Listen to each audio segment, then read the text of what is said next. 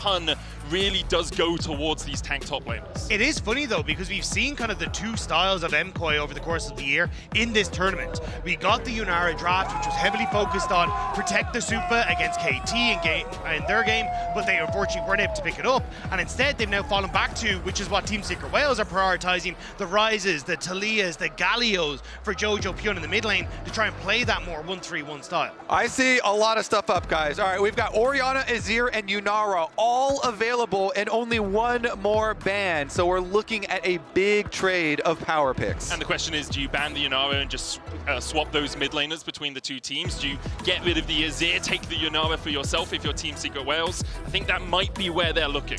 Yeah, I'm curious because Yunara is such a strong pick for MKOI, and they've shown they're very comfortable to give Orianna across and play the Galio into it with Jojopyun. We saw that against KT, and it may be a similar call here, but instead, they have learned their lesson. They were a little bit struck by the Orianna shockwave, and they're not going to give it across.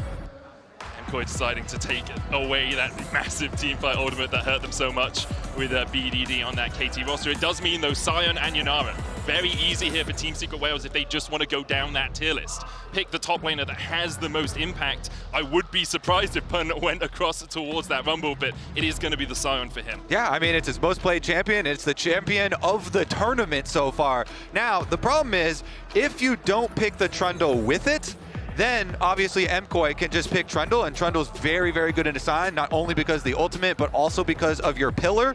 And so you do have to think that might be in the works for MKOI. Yeah, I think you take the Trundle here, you're more than happy with the position that you've ended up in. And now you can also opt in towards something like a Corki here for Supa in the bottom side. Just try and nullify the matchup into the Yunara and have this still very, very strong team fight off those picks. And then when you're looking at Myrwn as far as his individual champion into sign up on the top side, then you're thinking like, oh, is it the Ambessa, Aatrox angle? Because we haven't seen a ton of success from the champions that have played into Sion, obviously because Sion's win rate is so high. But the Trundle that we were expecting indeed picked up here for Elyoya. And so I think it's all really going according to the current meta that we've seen already at the tournament. Team Secret Wales, when they played against KT, did look for the Jarvan Galio combination to try and punish Cuz on that Trundle early game. So there's a possibility here. They pick the Jarvan, they save the Galio for second rotation, and they try and get into MKOI's jungle early on. All right, no curveballs yet. Then we also get the Ambessa, you know, the most picked champion into it as well. So pretty much as far as game one of this series, everything's going straight forward. Yeah, I do think we're going to get that Jarvan lock in here. You can already see Hizto was kind of hovering it, but it does mean there's an opportunity here for MKOI to ban away the Galio and make things a little bit more difficult. But if you end up going for the Galio, I think your jungle ends up a bit too pinched for the situation that you're in, and they're not going to take either. Instead, looking towards that Alistar in the support role. Looking for someone that can be another part of that beefy front line for Team Secret Wales here. The question is, will they be able to find enough damage outside of just the Yunara? Like, if you start to ban away some of those mid lane mages, MKOI can try and pinch that pool a little bit. There are still a lot of options, though, for Dire. I think the other thing here now is that because you've got the Alistar, you can start to ban away things like the Rel if you want to, the Leona, the Nautilus, and just say, hey, look, we're going to make Alvaro a little bit uncomfortable in that bottom side of the map. And also by removing that engage tools, it means that this Ambessa is kind of just by herself, diving in onto the backline with the public execution, which does make things significantly easier for Team Secret Wales to just deal with that singular threat. I like the Nico ban, because yeah, you're banning one of the engaged champs that's also could be problematic in lane and provide a strong duo lane for them. Of course, when you've got the Alistar as well, don't want to have to worry about Poppy W's. Same thing for Yunara. So Poppy, we've seen a lot of value from Poppy picks so far this tournament.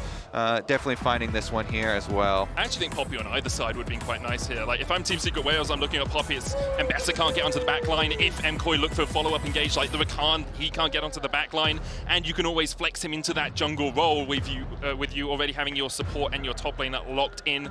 It's Wukong as the final ban from MKOI. First time we've seen that fall this far down in the draft for a while. But Team Secret Wales obviously not prioritizing it early here. So I was going to say, are we going to get the Jarvan curse with the Sion blessing? and see which one is stronger. Jarvan It looks like is 3-0 in his last 3 games. He is but swapped away from the curse. 2 of those teams that won with it are eliminated already. Oh, okay, Fnatic and PSG both got eliminated after winning with Jarvan. Okay, Team Secret Wales, you can win this game. After that, we'll see what happens. But yeah, there's the Jarvan locked in. MKOI looking for a little bit more disengage, some CC protection with this Braum. Yeah, the thing is, though, it's like Sion into the Trundle again. Like, I think this opens up so many opportunities to even take traditional AD carries that you wouldn't have to go for, like the Ezreal that wouldn't traditionally get through a Sion, but because you're stealing all those stats, now you're actually fine to go for that pick because that Sion is significantly less tankier and it offers you a bunch of safety into things like the Jarvan. Plus, Supa has just been a fantastic Ezreal when he's been able to play it, but it looks like it is going to be the Corki, the lane neutralizer instead. Yeah, you don't want Jarvan to have too many immobile carries to go after, so they get the extra dash here with the Corki, and Hizto is probably going to be looking towards Orianna to try and pressure, burn his flash as much as possible. Meanwhile, Dire, here we go. The final counter pick into the mid lane, into the Orianna that they gave over. We were suspecting the Galio. You know, it is his most played, was his most played for summer. They are going to lock it in, and that is going to put a lot of pressure on Eddie to be the carry. That is the damage source. This is 4 beef balls and Yunara. And the question for MKOI is, can they get through those beef balls quickly enough? Or can they perhaps find a way onto the backline? If that Ambessa finds a good ult onto the Yunara, it's very tricky for her to survive through the burst. But you do have enough disengage with the Alistar, with the Galio, with the Jarvan who can jump onto MKOI.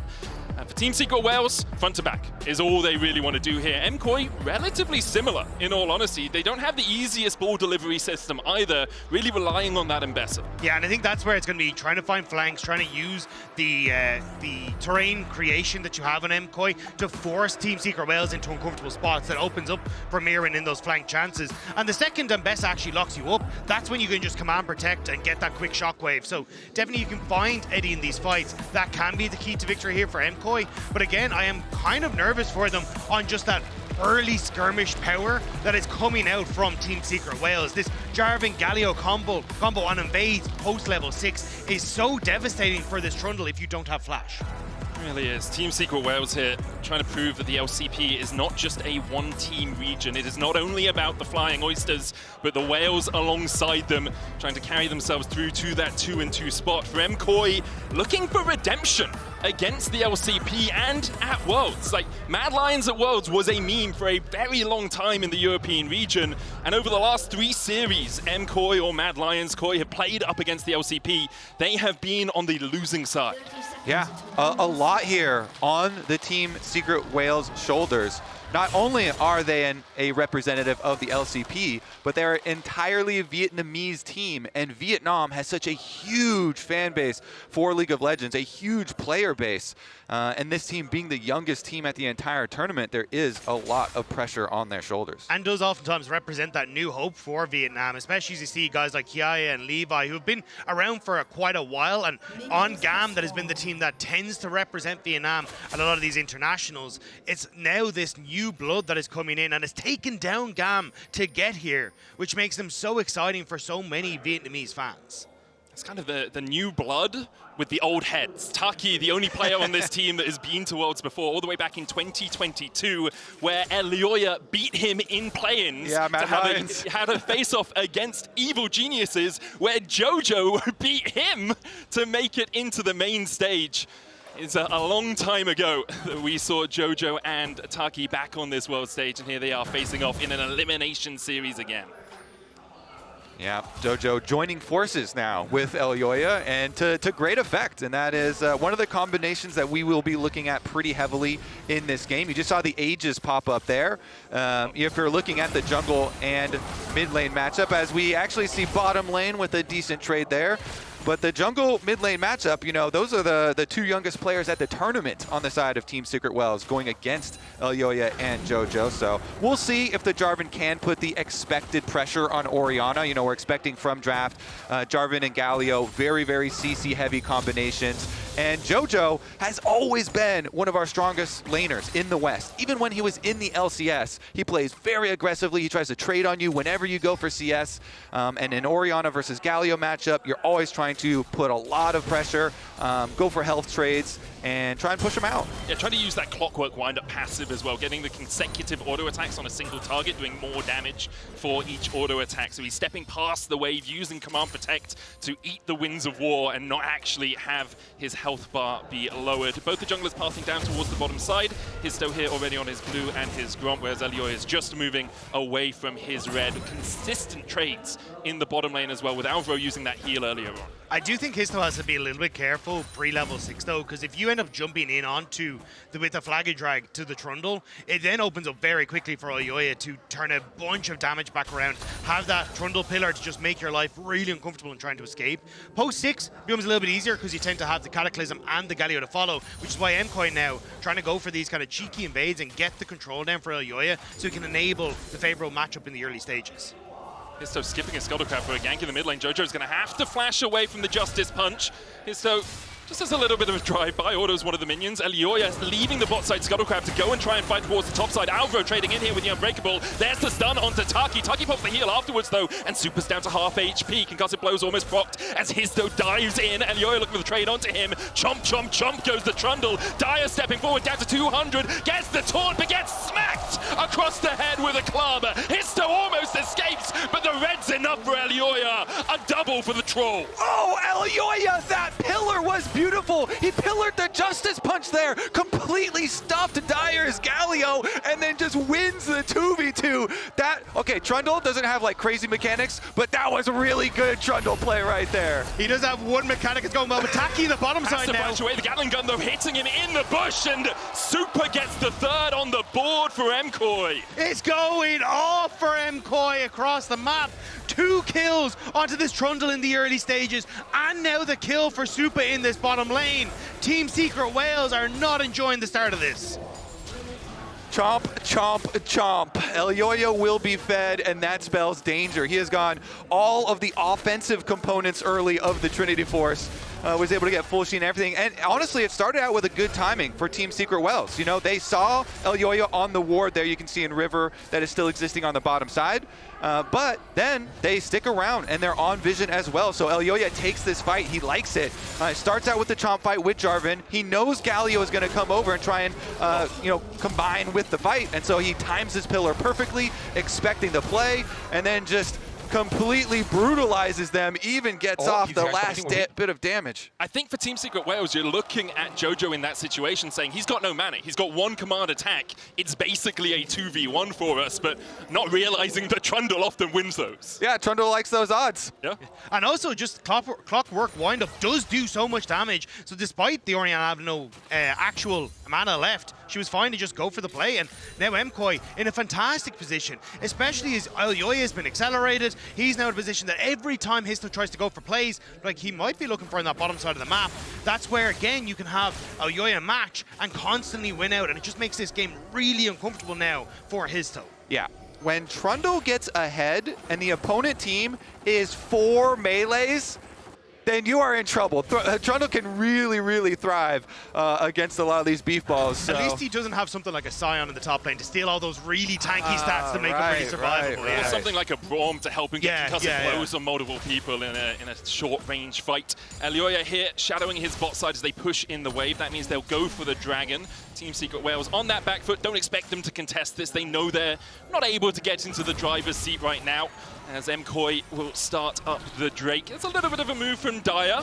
Hizto is on his way across as well. Taki looking for the engage here as the Arc of Judgment comes out from Eddie for a little bit of a slurkle. Hero's entrance onto the back line. Elyoya doesn't have flash and he's alone in the back of the pit. The exhaust on Dyer is enough though. Shockwave coming out is going to catch on to Taki. Elyoya already down as they look for a bit more of a trade, but Alvaro is now stuck by himself in the pit. Another slurkle, a flash from Eddie. It's going to be 2 for the Wales. The best part about Team Secret Wales, they do not sit on losses. They will fight their way out, and they're still fighting. Supa in the shop instead of watching his screen as Hizto collapses on him, stops his reset, but Supa underneath the tower here should be able to go away. Hizto looking for the flag and drag. He gets him, he gets the shield, and he gets out. Beautiful from Team Secret Wales. That was so well played by Hizto, knowing he had the damage. Supa not respecting it, and Hizto hits level 6 off of it as well. So even if Jojo tried to help him, he'd only be giving him a way out with the Cataclysm. And he got a quick recall off there. He didn't go into the vision of the ward that was behind red buff. So he even gets out in a pretty timely manner. See, never give up on the plays. Really good contest there from TSW, even though they're going to lose the dragon, still contesting afterwards to chase down the kills. In the Vietnamese community, in the LCP community, there is a saying about Team Secret Wales. I'll tell you after this fight. Yeah, I mean, it was just the overextension coming through from MKOI. They get the dragon, and they think, okay, we can try and take the fight, but because you get the Galio sent into the backline, Elyoya is completely separated from the rest of the team.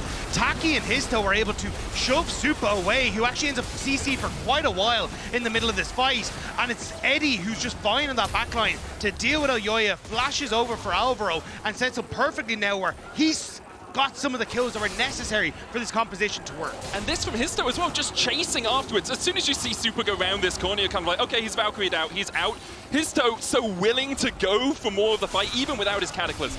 Yeah, ward's over, gets a confirmation of the vision, EQs in, nobody punishes, and looks like he gets out of grubs as well with 2 of them in tow, so they get the objective credit.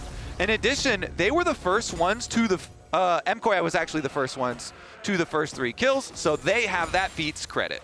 That they do. We'll be fighting over the next couple of objectives for these teams, or the first tower for MKOI if they're able to secure that. I was saying, the saying in the Vietnamese community about Team Secret Wales is Alvaro looks for Taki here.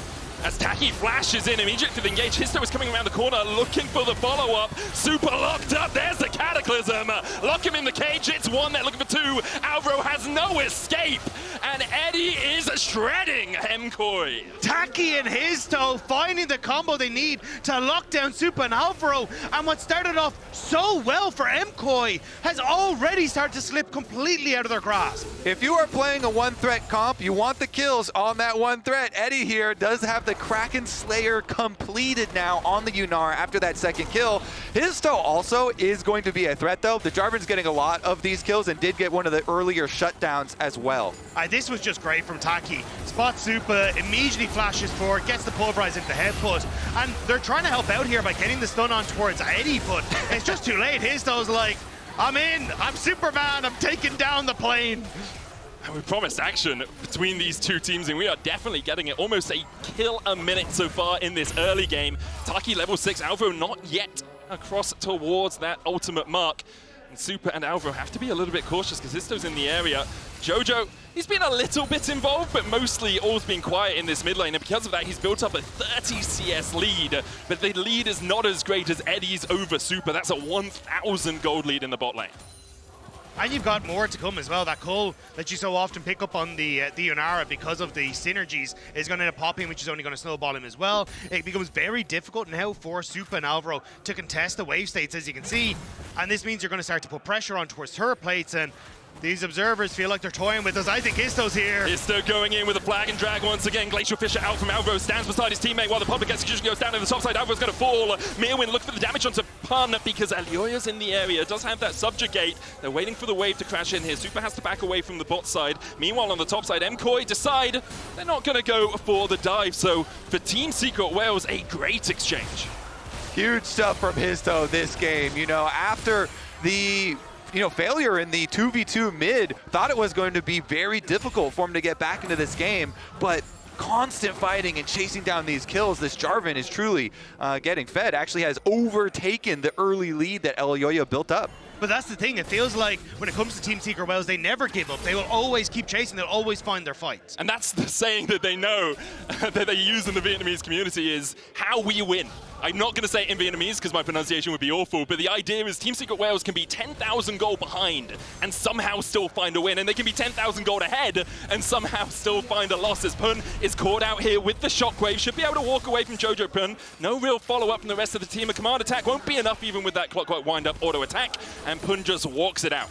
Also, even though Jarvan has been the target of a lot of scrutiny at this World Championship, Hizto was one of the successful ones. Yep. Even though they lost to KT, he still had some very good Jarvan plays in that game, and certainly has had some in this game. So Dragon will be collected for their side with their margin of gold lead, but we'll see about the payment on the other side because MKOI want to dive.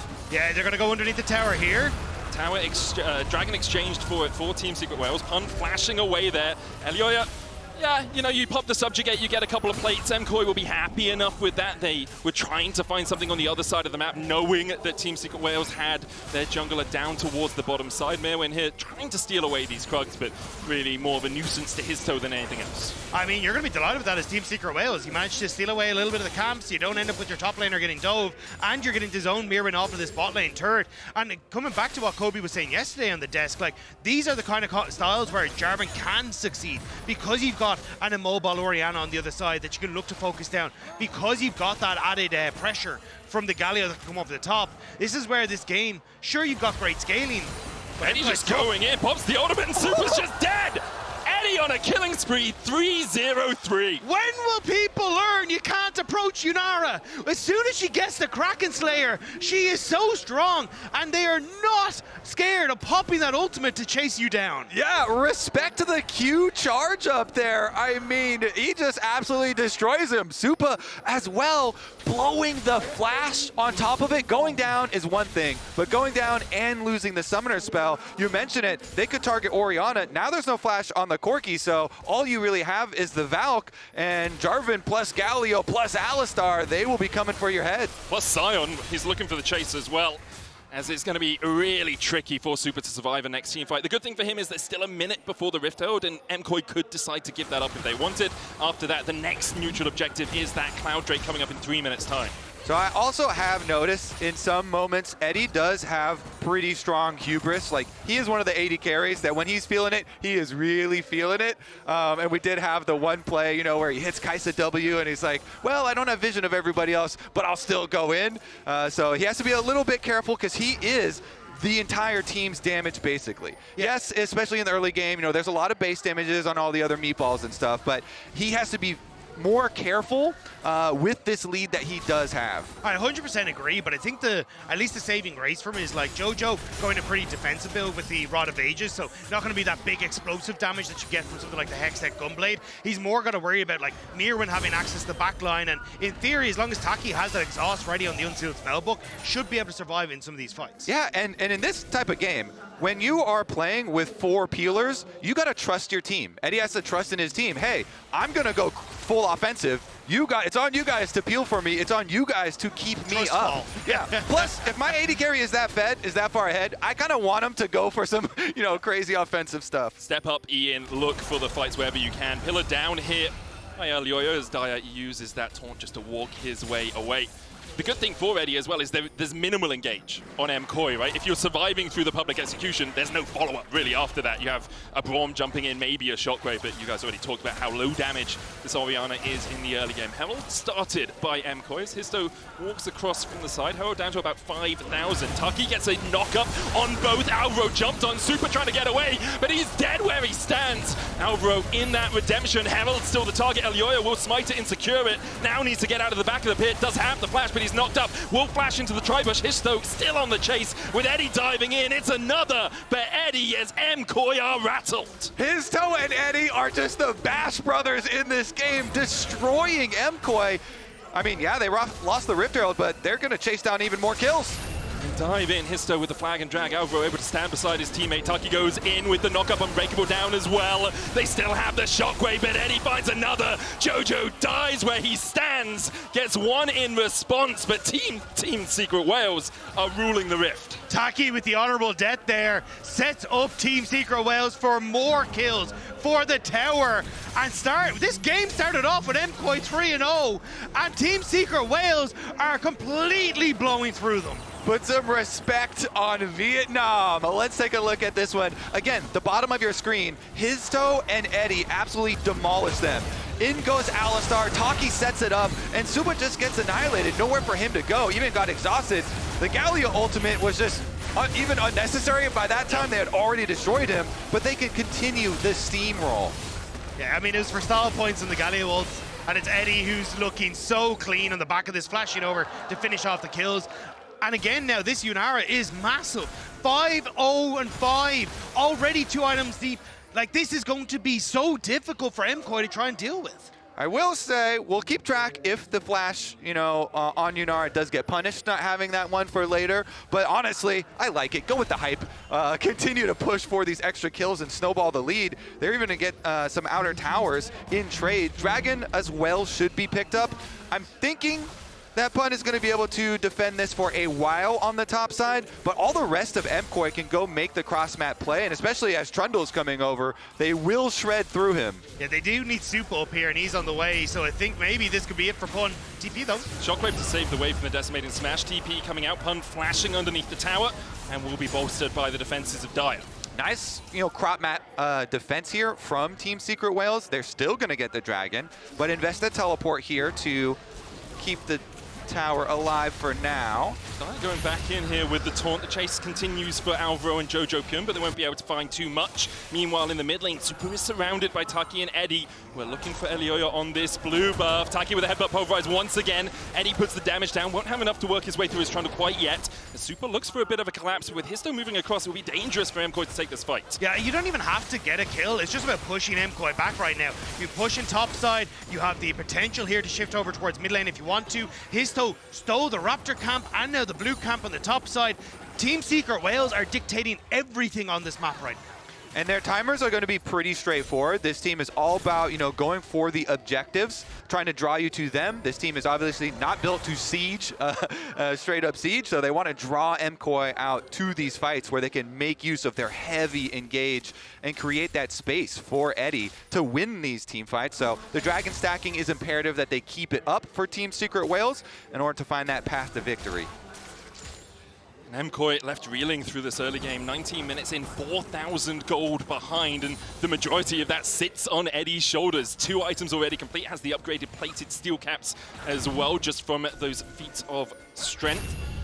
And for MKOI, you're looking at it, you know, you have a Rod of Ages at 7 stacks, you've got 2 Triforces, but no one really has a second item yet apart from Jojo with that Horizon focus. Hizto waiting to see if someone comes to cover this top side. Won't find anyone for the moment. Yeah, you really do need from MKOI side, like a big ultimate from Myrwn followed by Jojopyun to hopefully pick off Eddie, but Team Secret Whales aren't giving them a chance again. They're invading on this top side, just keeping MKOI back underneath their own towers and allowing them this swift movement through this topside jungle. I'd love to see Team Secret Whales try and shift that pressure in towards a mid lane tower take or trying to zone MKOI away from it, but it is difficult at the moment with that Cloud Soul being able to allow MKOI to shift just as quickly back and forth. Taki caught out as the rest of his team backs. He's going to pop that Unbreakable Wing, goes in with a headbutt pulverize. Eddie trying to come in from the side as well. Supa needs that Redemption Cataclysm flashed away from as the Hero's Entrance comes down. Myrwn flashing away from his own TP. Pun now on the front line, jumps straight into Alvaro, who's trying to protect his Ambessa. The concussive blows, the Shockwave finds 3. Jojo trying to turn Team Secret Whales into poutine, but he can't quite do it. Pun falls, 2 for Jojo now as Supa walks underneath his tower and does manage to get away. Meanwhile on the top side, Arakan, MKOI's next prize. MKOI finally found the fight that they needed. The fact that Alvaro ends up jumping over the wall back into the Ambessa and Hizto swaps places means that they're able to find the fight they need, at least get something back for themselves. The Arakan call slightly hasty from me with the jungler still alive. Hizto staying around Myrwn. Trying to walk through the darkness here, make sure those recalls go off before he comes out. Myrwn might know, but doesn't quite get the auto attack down in time. Eddie escapes. It is going to be interesting too because they got some money off this fight, of course, for MKOI, but critically they also got both summoner spells off the Yunara. So look at the re-engage here. You know, Braum on the front lines gets the Unbreakable up and gets the heal off. Here goes Ambessa ultimate over the top after they had already taken down the front line. And crucially, as you say, Eddie getting that flash means that he's able to escape away, but MKOI more than happy to find that fight. And again, it was just that overextension being punished from Team Secret Whales. And we're going to start to see Jojo really carry some weight here. That Orianna Shockwave already doing some heavy lifting. He has the Horizon focus done plus the Blighting Jewel, so creating some of the magic penetration. And the Rod of Ages has fully stacked, so the full value is here with the extra level. And he's really into that Orianna power curve that everyone knows and respects at the current World Championship. Like, this champion is early picked for a reason. And alongside Myrwn, who hasn't really been a part of much, but has been able to get a nice little gold lead for himself when it comes to the CS, is in a good spot. Like 2 items now complete on the Ambessa. If you can find that combo to lock down Eddie and work in conjunction with Jojo, I think you still have a chance here as MKOI. But as you can see, like, that was Team Secret Wales on an overextension. Eddie is still in a very good spot to carry, and if you can slow the pace of this game down until Eddie gets those summoner spells back up, you're in a decent spot for Team Secret Wales. And another interesting consequence of the team comp that TSW are running is that MKOI feel confident to have Jojo split pushing. So Jojo has really kept up his CS numbers. Yeah, he did have a pretty easy early lane into a Galio, but he's also kept up his 10 CS per minute with this Orianna, which is critical and leading to this large gold lead that he does have now on top of those kills, really making that big threat. Especially if you can lane into Pun on the Sion. He's got basically no magic use. Just the Aegis sitting there, no Merc Treads as Myrwn's engaged on. Redemption coming out. Myrwn looking for the fight here onto Hizto. Taki going in with a headbutt pulverize, and there's the TP follow-up. Myrwn was isolated from the rest of his team. Team Secret Wales turn their attentions towards the top side. Exhaust down onto Dire. Ball put in the middle of them, but no shockwave cord as of yet. Another Winter's Bite coming out from Alvaro just for the slow. MKOI want to fight this, but Taki's in prime position for this flank. Jojo will be able to spot him out with Elyoya. Taki goes in, but the rest of his team not on the same page. And Alistar ticking down, the missile just short of catching its backside. Pun now the target, stunned up with those concussive blows. Shockwave finds Eddie. Hero's entrance coming down for the magic damage shield as the chase continues. Jojo's going to kill off Pun, but he's going to use the zombie form to keep everyone else away from Elyoya. Elyoya falls. It's a great fight for Team Secret Wales. Team Secret Wales are using the terrain so well in this fight, kiting back into that tri-brush so they can set up their front line. And Hizto maybe once more, he knows Supa's low, won't quite be able to find it though. Yeah, zombie form value there as well. You know, this is one of the huge benefits of this champion. Pun creating so much space.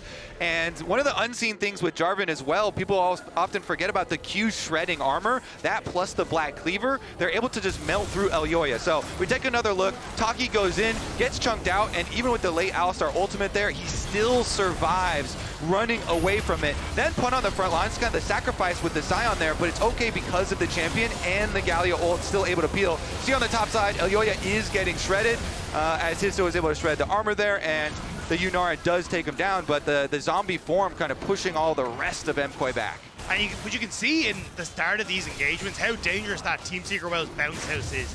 As soon as you get caught by one, it's knock up after knock up after knock up. So you have to be so careful on MKOI's side as to who is actually going to face check a lot of these brushes, because you don't actually have someone that's particularly tanky. Like your Braum has a redemption. Sure, he can throw up the shield, but he will get taken down. I think that's what Team Secret Wales are playing very well around, is looking for members of MKOI as they enter into the dark zones.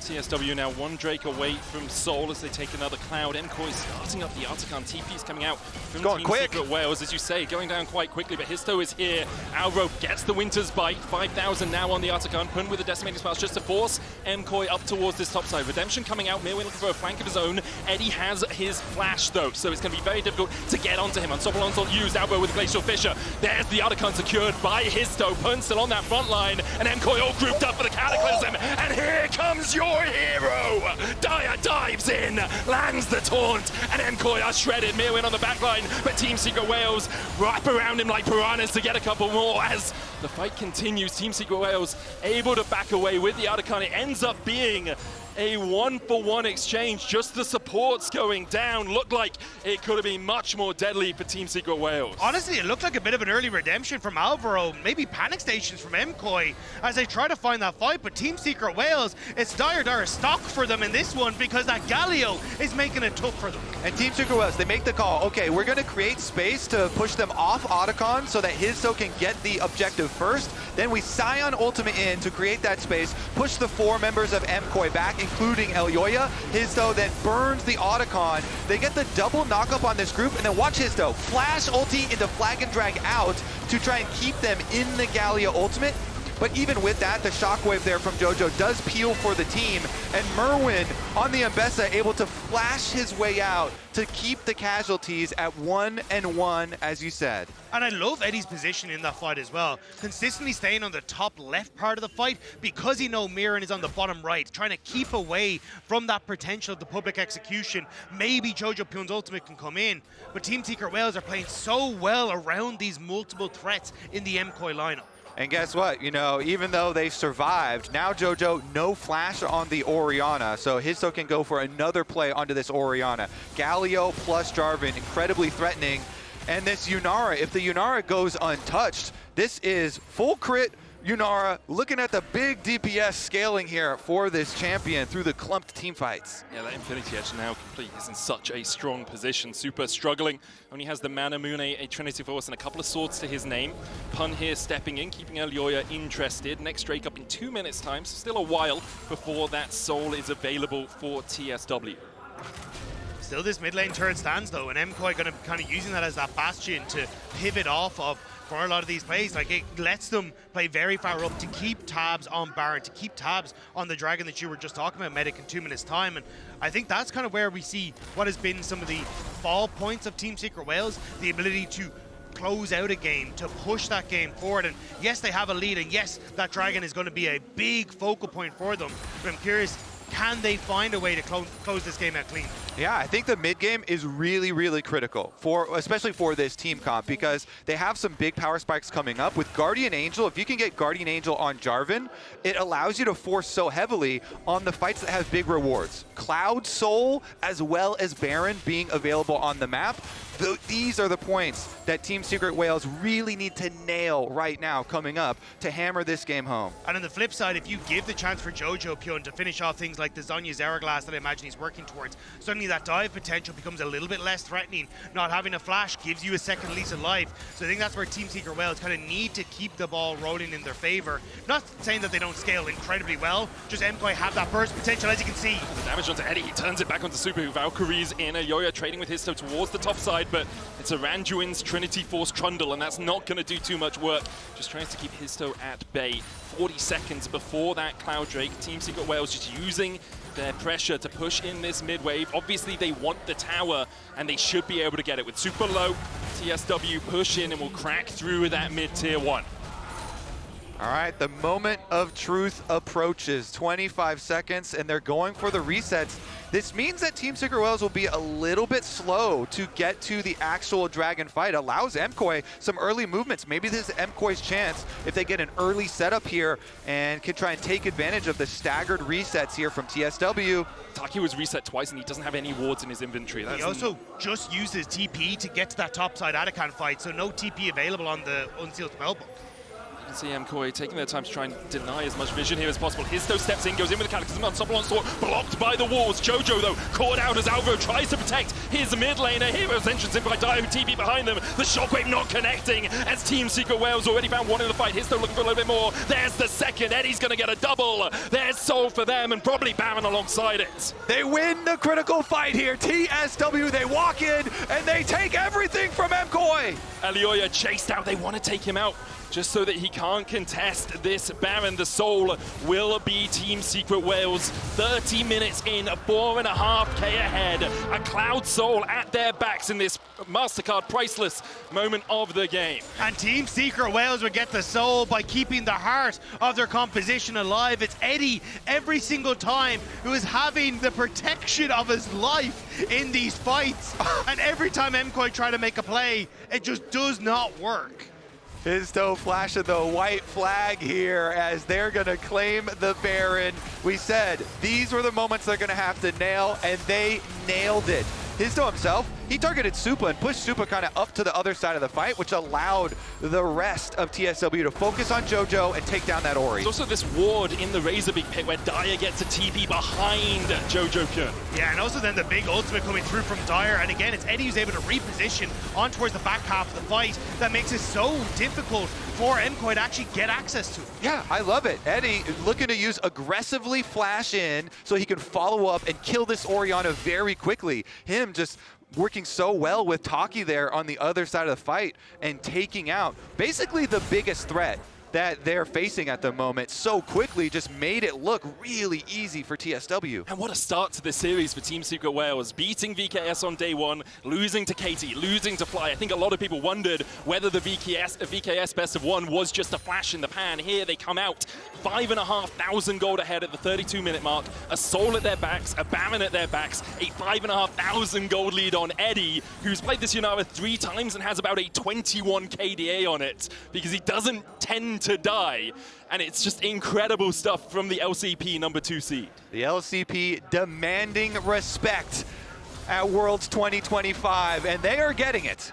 And it's funny to see because it was MKOI who wanted to face off against CFO, but they can't even get through the first part of LCP to get to the raid boss on the other side as Team Secret Wales stepping forward now. They want to go for this bot lane turret and then deny access from MKOI to that structure. They'll be able to do it. Team Secret Wales tossing the eyes, crossing the T's. As Hizto dives in a little deep here, concussive blows comes out, but a good MKOs from Taki will cleanse away that stun. Still the Guardian Angel on Histo's shoulders. With Galio pushing in the mid lane, Team Secret Wales want to try and crash these 2 waves at the same time, but they don't quite align them as well as they would like. Rabadon's death cap now completed for Jojopyun though, so if they can find that fight, there is the burst damage behind Jojo to try and take them across the finish line. But Team Secret Wales have played this excellently. They really just have not given a chance for Eddie to get caught out whatsoever. And even now, still having the barrier, still having the support that he needs, it feels so difficult for MKOI to find that fight. Yeah, that's why it's so critical for TSW to get the Baron buff. This allows them to just destroy these towers without a lot of effort. Miller goes down on Taki, he's down to half HP. Hizto going in as well. The tower is going to fall. Unstoppable Onslaught will find the knockup onto Elyoya. Chase comes in with the hero's entrance. Jojopyun the target. He manages to flash out. Taki going back in for the re-engage. Eddie goes legendary as Team Secret Wales just slowly roll their way through the MKOI base. There's just nothing MKOI can do. Team Secret Wales, the beefcakes are out in full force, and it's Supa who's already at half HP. Yeah, Eddie is just untouched on this backline. Hizto still has the Guardian Angel. He's going to dive forward once again. Hun goes down underneath the towers, but he's actually still alive somehow as Dyer dives back in with the Justice Punch. Supa forced away towards the top side. Eddie still standing. Elyoya and Supa trying to defend against the Team Secret Wales here.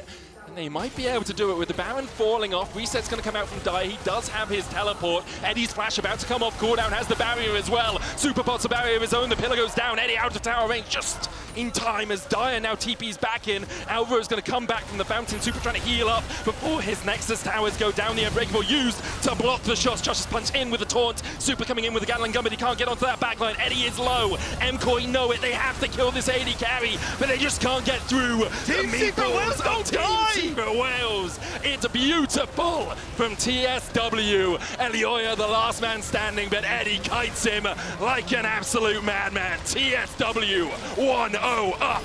What a game here from TSW. We thought it was going to be 4 beef balls and 1 threat. Turned out to be 5 threats.